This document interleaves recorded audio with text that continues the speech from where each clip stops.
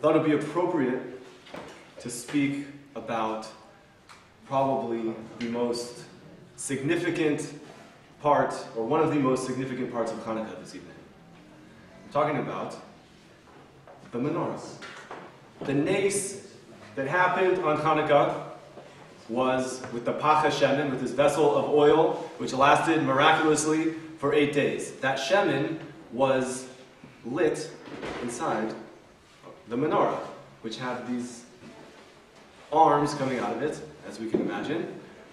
But I would like to go to the source of what the Torah has to say about the menorah.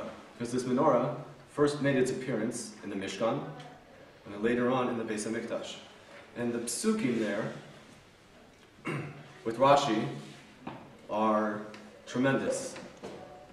The pasuk says,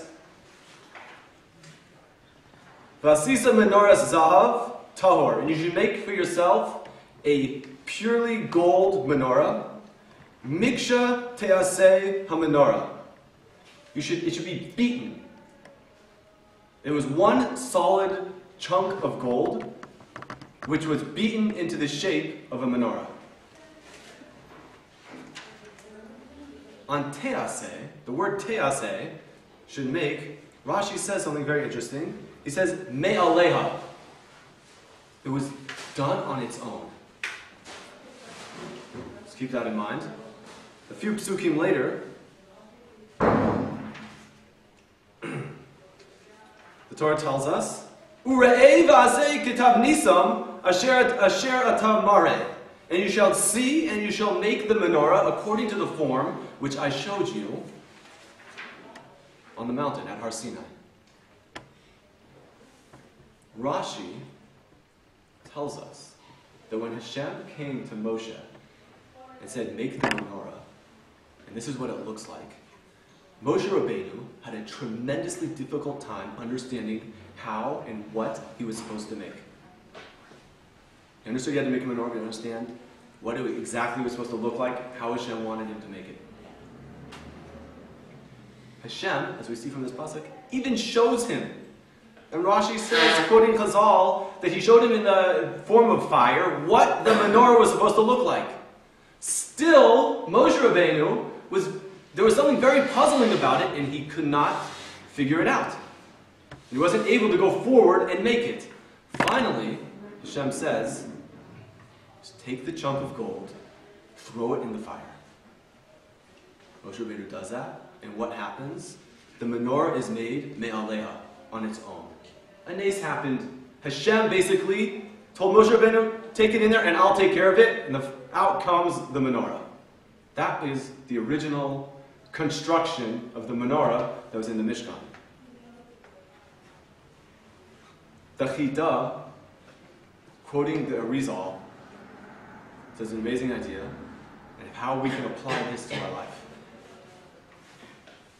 He says, B'Shem HaArizal, in the name of the Arizal, that the menorah, in its essence, stands for Torah.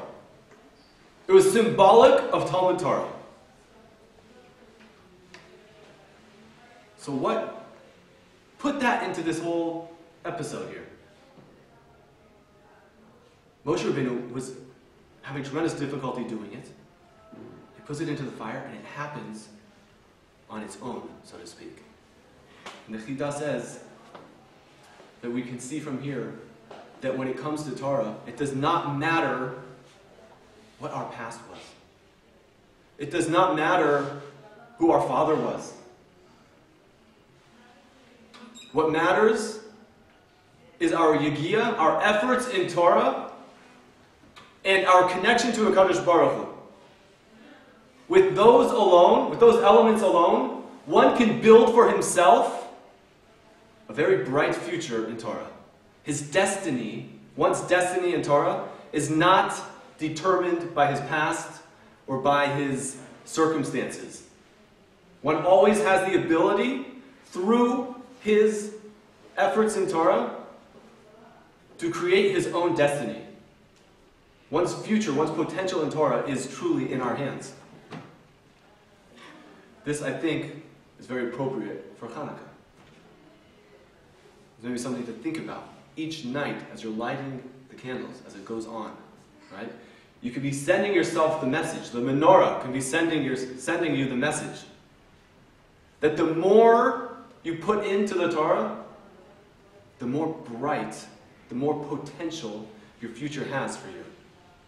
And that nothing in spirituality truly is determined by our past. We are not limited from where we come from or where we are now. There's always the ability to change. And I wish everybody the ability and the insight to see in the lights of Chanukah the brightness and the lights of their own future and their own potential,